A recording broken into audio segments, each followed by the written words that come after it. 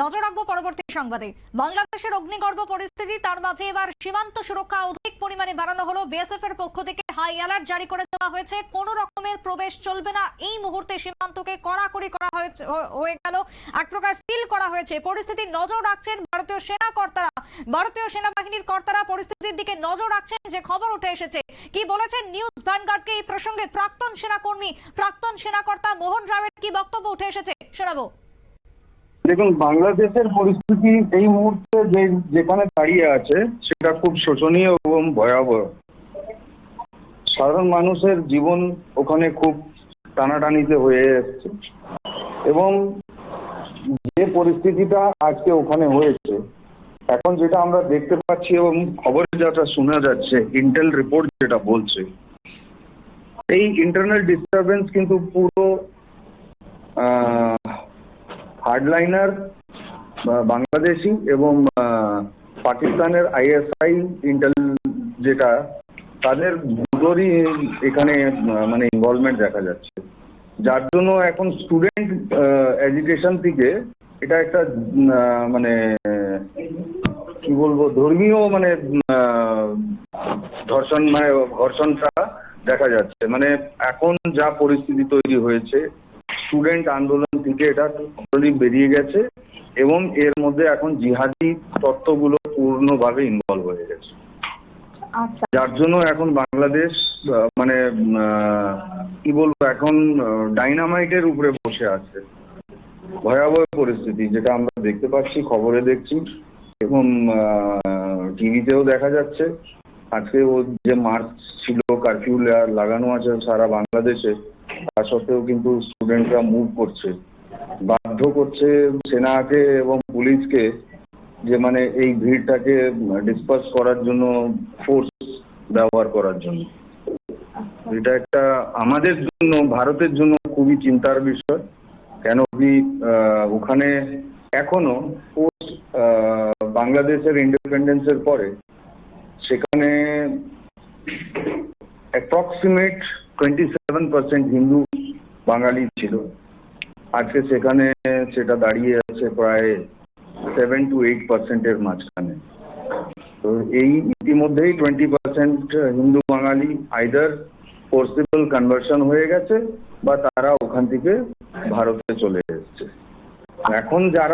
এখনো যারা ওখানে আছেন তাদের জীবন কিন্তু একদম ভয়াবহ পরিস্থিতি। আমরা দেখলাম যে ভারত বিরোধী আন্দোলন বাংলাদেশে, ভারত বিরোধী ডাক তোলা হয়েছে বাংলাদেশে, তারই মধ্যে আবার শেখ হাসিনা প্রবেশ করেছে ভারতে। তাহলে ভারত সরকারকে তাহলে সমর্থন করছে স্বাভাবিকভাবে।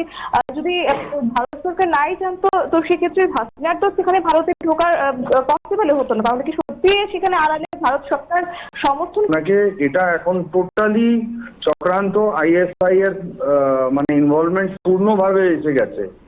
তারা আজ থেকে 50 বছর 51 বছর আগে যে 71 লড়াইয়ের পরে যে পাকিস্তানের পরাজয় হয়েছিল, 13 দিনের মাথায় পাকিস্তানি সেনাবাহিনী যে সারেন্ডার করেছিল ইন্ডিয়ান আর্মির সামনে, তো সেই সারেন্ডারটাকে আবার তারা যে পরিস্থিতি ইস্ট পাকিস্তানের সাথে তখনকার যে মুজিবুর রহমানের যে মানে আন্দোলন, সেই আন্দোলনটাকে আবার উত্তাল করা হচ্ছে এবং ওনারই মেয়েকে আজকে মানে বাধ্যতামূলকে ভারতের শরণ নিতে হচ্ছে। তার কারণ হচ্ছে যে পরিস্থিতি এখন ওখানে তৈরি আছে, সে পরিস্থিতি কিন্তু ভয়াবহ এবং যে কোনো সময় এটা একটা ভয়ঙ্কর মানে হিউম্যান ক্রাইসিসের মধ্যে চলে যেতে পারে। কারণ কি, আপনি দেখবেন যখনই মানে এই ধরনের আন্দোলন হয়, তখন সাধারণ যে জনগণ আছে তাদের কিন্তু প্রাণহানির চান্সেস ম্যাক্সিমাম থাকে। এবং আজকে দেখলে আমরা বাংলাদেশ এখন বিগত যেটা আফগানিস্তানে ঘটেছিল সেটাই কিন্তু আজকে বাংলাদেশে হতে চলেছে। এবং বাংলাদেশ এর আগে যেটা আফগানিস্তানে হয়েছে তার মধ্যেও আইএসআই এর ইনভলভমেন্ট ছিল। এখন আইএসআই দেখছে যে ভারতের সাথে বাংলাদেশের একটা সুসম্পর্ক গড়েছে। এই কটা বছরের মধ্যে যারা স্বাধীনতা সংগ্রামী, তাদের বাচ্চাদেরকে যে সংরক্ষণ দেওয়া হচ্ছিল সেটাই নিয়ে আন্দোলন, এবং সেই আন্দোলনের মধ্যে এটা তো নতুন ছিল না, এটা তো দীর্ঘদিন চিরকাল হয়ে আসছে। সেখানকার যারা আমাদের যারা শহীদ হয়েছিলেন এই বাহিনীতে মুজিবুর রহমানের যে বাহিনী, মুক্তি বাহিনী, তো তাদের পরিবারকে যদি, তাদের পরিবারের বাচ্চাকে যদি সংরক্ষণ দিয়ে তাদেরকে যদি সাপোর্ট করা হচ্ছে, তার পরিবার এবং তার পূর্বপুরুষরা যে বলিদান দিয়েছে রাষ্ট্রকে বানানোর জন্য, এটা তো খুবই একটা খারাপ জায়গায় পৌঁছিয়ে দিয়েছে আজকে আইএসআই এবং বাংলাদেশে প্রেজেন্ট যে জিহাদি তত্ত্বরা, যেগুলোকে শেখ হাসিনা ব্যান করেছিল, কিন্তু এখন যা দেখা যাচ্ছে এখন কিন্তু control situation totally out of control হয়ে গেছে। এই মুহূর্তে ভারতকেও সতর্ক থাকা খুব দরকার, কেন আমরা একটা মাস এক্সুডাস মানে বাংলাদেশ থেকে ভারতে ঢোকা এবং ঢুকে চলে আসার একটা চেষ্টা থাকবে, সেটাকে আটকাতে হবে। কেন অলরেডি ভারতবর্ষ প্রায় 6 কোটি বাংলাদেশি এবং রোহিঙ্গাদের বোঝা বইছে।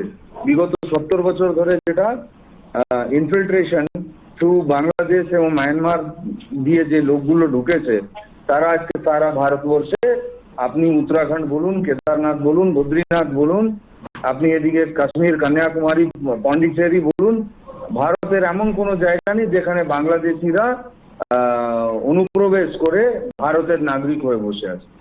আগামী দিন এই ভয়ঙ্কর পরিস্থিতির মধ্যে ভারতের পদক্ষেপ খুবই মানে সতর্ক এবং শক্ত হাতে ভারতকে।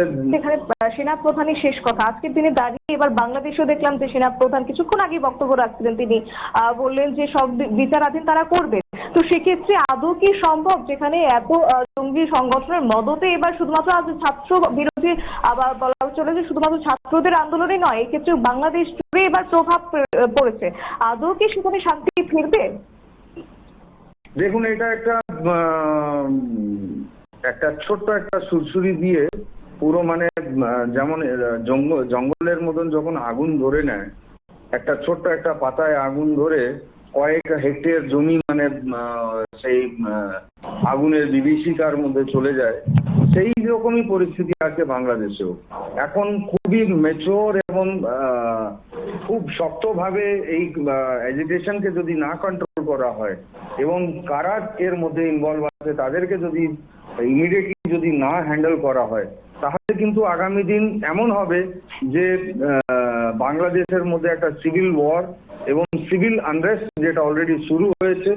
কেন কি ছাত্র এবং ছাত্রীরা তাদের শরীরে রক্ত গরম, তারা হয়তো ভাবছে যে আজকে আমরা যে বলিদান দেব আগামী দিন আমার যে ভাই বোনেরা আছে তারা উপকৃত হবে এই ধরনের একটা সিদ্ধান্ত থেকে, কিন্তু তারা ভুলে যাচ্ছে যাদেরকে সংরক্ষণ দেওয়া হচ্ছে তারাও বাংলাদেশি এবং তারা তাদের পূর্বপুরুষরা তারা বলিদান দিয়েছে বলেই তাদেরকে সংরক্ষণ। এবং সুপ্রিম কোর্ট তো সেখানে এই জিনিসটাকে অলরেডি কমিয়ে দিয়েছে, যে পার্সেন্টেজে যেখানে মানে দেওয়া হচ্ছিল রিজার্ভেশনটা, সেখানে তো অলরেডি সুপ্রিম কোর্ট বাংলাদেশের ওটা কমিয়ে দিয়েছে। তারপরেও যদি এই জিনিসটাকে মানে আবার তোলা হয়, তার মানে আপনি ভালো করে বুঝে যান যে এখানে একটা ষড়যন্ত্র পাকিস্তানের আইএসআই।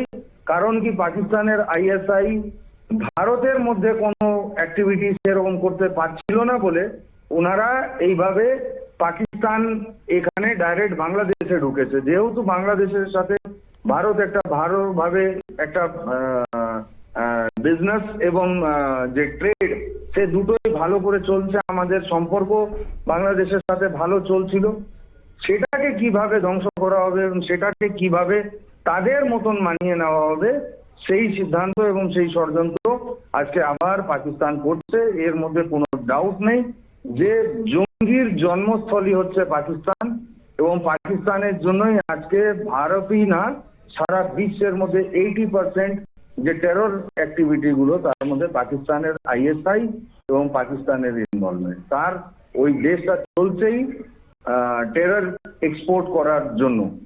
আজকে ভারতও সেই টেরর থেকে খুব ভালোভাবে 2014 আগে কতভাবে সাফার করেছিল, যে আমরা চলতে চলতে দেখতাম যে যেখানে সেখানে বোমা বিস্ফোট হচ্ছে।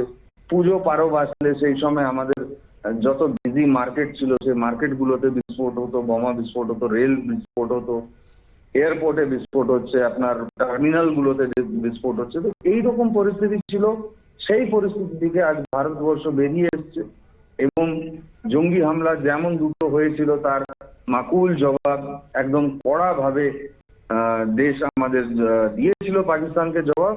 তাই পাকিস্তান আজকে ভারতের মধ্যে ডাইরেক্টলি কোনো ইনভলভমেন্ট করতে পারছে না, এবং যেগুলো স্টার্ট হয়েছে সেগুলোকেও কড়াভাবে পদক্ষেপ নিয়ে এটাকেও বন্ধ করা হবে। কিন্তু বাংলাদেশ এখন আমরা মানে জ্বলন্ত একটা দেশ, যেখানে খুবই মানে সিরিয়াসলি এই জিনিসটাকে হ্যান্ডেল করা দরকার এবং খুব কুল মাইন্ডেডলি এটাকে হ্যান্ডেল করা দরকার। আদারওয়াইজ কিন্তু আগামী দিন আমরা বাংলাদেশে অনেক মানে মৃত্যু, অনেক নরসংহার এটা আমরা আবার দেখতে চলেছি। তার কারণ হচ্ছে যখন ডেমোক্রেটিক প্রসেস থেকে যখনই মিলিটারি এবং অন্যান্য হাতে চলে যায়, ক্রাউডকে কন্ট্রোল করার জন্য তারপরে মিলিটারির কাছে আর কোনো পদক্ষেপ থাকে না এক্সেপ্ট শুটেড সাইট অর্ডার দেওয়া ছাড়া। আপনারা শুনলেন প্রাক্তন সেনাকর্তার কি বক্তব্য নিউজ ভ্যানগার্ডে। তিনি যেমনটা জানালেন, ভারত বাংলাদেশ সম্পর্ক এই মুহূর্তে এটি কোন জায়গায় গিয়ে পৌঁছাতে পারে, যে অগ্নিগর্ভ পরিস্থিতি তৈরি হয়েছে তা নিয়ে বক্তব্য শুনলাম। কথা বলবো এই মুহূর্তে টেলিফোন লাইনে রয়েছে শতাব্দী দেবনাথ, আমাদের প্রতিনিধি। শতাব্দী, একদিকে যখন বাংলাদেশ উত্তাল, 48 ঘন্টার মধ্যে অন্তর্বর্তীকালীন সরকার গড়ে উঠবে, সেই জায়গায় প্রদ্যোৎ কিশোর দেববর্মনের একের পর এক সামাজিক মাধ্যমে পোস্ট। কি জানতে পারছো এই মুহূর্তের পরিস্থিতি সম্পর্কে? একেবারে দেখো, কিছুক্ষণ আগে আমরা দেখেছিলাম যে বাংলাদেশের প্রধানমন্ত্রী শেখ হাসিনা তিনি ভারতে এসেছেন এবং বলা যায় না যে তোমার আগরতলায় তিনি এবং তাদের বিমান কাপ্তায় অবতরণ করেছে। তারই মধ্যে এবার আমরা দেখেছি যে প্রধানমন্ত্রী তিনি ইস্তফা দিয়ে দেশ ছেড়েছেন, অর্থাৎ বঙ্গবন্ধু কন্যা, এবং বাংলাদেশ এখনো কিন্তু তোলপাড়। এবং এই আবহে কার্যত এক প্রকার কড়া নিরাপত্তা এবার বলে ফেলা হচ্ছে ভারত বাংলাদেশ সীমান্তে, বিশেষ করে পূর্বাঞ্চলের সীমান্তকে এবার সতর্ক করা হয়েছে। তার পাশাপাশি কিছুক্ষণ আগে আমরা দেখলাম যে মথা সুপ্রিমো প্রদ্যোৎ কিশোর দেববর্মা তিনি এবার বাংলাদেশের পরিস্থিতি নিয়ে কথা বলেছেন। সকালেও আমরা দেখলাম যে তিনি নিজের এক্স হ্যান্ডেলে পোস্ট করেছেন। তারই মধ্যে এবার বাংলাদেশের প্রধানমন্ত্রী শেখ হাসিনা পদত্যাগ করার পর এবং তিনি ভারতে আসার পর তিনি পোস্ট করেছেন যে যেখানে তিনি কথা বলেছেন স্বরাষ্ট্রমন্ত্রী অমিত শাহের সঙ্গে, এবং তিনি কথা বলেছেন তিনি জানতে পেরেছেন যে যেটা তিনি কোড আনকোড বলছেন যে মাননীয় স্বরাষ্ট্রমন্ত্রী অমিত শাহের সাথে কথা বলেছেন। তিনি সমস্ত বিষয়ে আশ্বস্ত করেছেন যে ভারতের সীমান্তগুলি ভালোভাবে সুরক্ষিত এবং কোনো অবৈধ অনুপ্রবেশের অনুমতি দেওয়া হবে না। তিনি পরিস্থিতি পর্যবেক্ষণ করছেন এবং আমাদের বাহিনীকে সীমান্ত সতর্ক থাকতে বলা হচ্ছে। অর্থাৎ এক্ষেত্রে একটি বিষয় এখন স্পষ্ট হয়ে গেছে যে শেখ হাসিনা ভারতে বা আগরতলায় পা রাখার পর থেকে কিন্তু যাবতীয় নিরাপত্তার দিকে একদিকে যখন দায়িত্বে রয়েছে, ঠিক তার অন্যদিকে ভারত বাংলাদেশ সীমান্তে ইতিমধ্যে কিন্তু হাই অ্যালার্ট জারি করা হয়েছে। দেখো, এবং সেক্ষেত্রে আমরা আরো একটি বিষয় জানতে পারছি যে সেখানে তোমার যে সূত্রের খবর, দিল্লিতে নর্থ ব্লক এবং সাউথ ব্লকে চরম এক প্রকার তৎপরতা রয়েছে। তারই মধ্যে কেন্দ্রীয় স্বরাষ্ট্র মন্ত্রক, নর্থ ব্লকে, সাউথ ব্লকের বিদেশ মন্ত্রক এবং পাশাপাশি তোমার প্রতিরক্ষা মন্ত্রক, প্রধানমন্ত্রীর দপ্তর বা পিএমও, এই নিয়ে কিন্তু কি ধরনের তৎপরতা বা কি প্রস্তুতি তা নিয়ে দেওয়া হচ্ছে সেই নিয়ে কিন্তু এখনো পর্যন্ত সরাসরি অফিসিয়ালি কিছু জানাননি। কিন্তু হ্যাঁ, স্বরাষ্ট্র মন্ত্রকের পক্ষ থেকে কিন্তু আশ্বস্ত করা হচ্ছে বিষয়টিকে তারা নজরে রেখেছেন। ভারতীয় সেনাবাহিনী সেই সীমান্তে টহলদারি রয়েছে এবং আরো আঁটো নিরাপত্তার কিন্তু ইতিমধ্যে ভারত বাংলাদেশ সীমান্তকে ভরে ফেলা হয়েছে। এক কথা বলতে পারি যে হাই অ্যালার্ট ইতিমধ্যেই জারি করা হয়েছে ভারত বাংলাদেশ সীমান্তে নিয়ে, যা কিনা আজ স্বরাষ্ট্রমন্ত্রী অমিত শাহের সঙ্গে কথা বলে প্রদ্যোৎ কিশোর যেটা আজ তুলে ধরেছেন সামাজিক মাধ্যমে। একেবারে তাই। ধন্যবাদ তোমায় শতাব্দী। অর্থাৎ এই মুহূর্তে দাঁড়িয়ে যে খবর উঠে আসছে একবার জানিয়ে রাখবো যে ঢাকা বিমানবন্দর থেকে সমস্ত বিমান বাতিল করে দেওয়া হয়েছে এবং কেন্দ্রের কথা মতন রাজ্য চলবে, এমনটাই জানিয়েছেন বাংলার মুখ্যমন্ত্রী মমতা বন্দ্যোপাধ্যায়। এই পরিস্থিতিতে দাঁড়িয়ে এক প্রকার বলা যায় সুরক্ষা নিয়ে সকলেই চিন্তিত। একদিকে যখন প্রদ্যোৎ কিশোর, অন্যদিকে বাংলার মুখ্যমন্ত্রী সেই বক্তব্য উঠে এসেছে। আরো বেশ কিছু আপডেট তুলে ধরবেন নিউজ ভ্যানগার্ড। সারাদিন বাংলাদেশ এবং শেখ হাসিনার খবর দেখাবো আপনাদের সামনে, তবে ছোট্ট একটা বিরতির পর ফিরছি।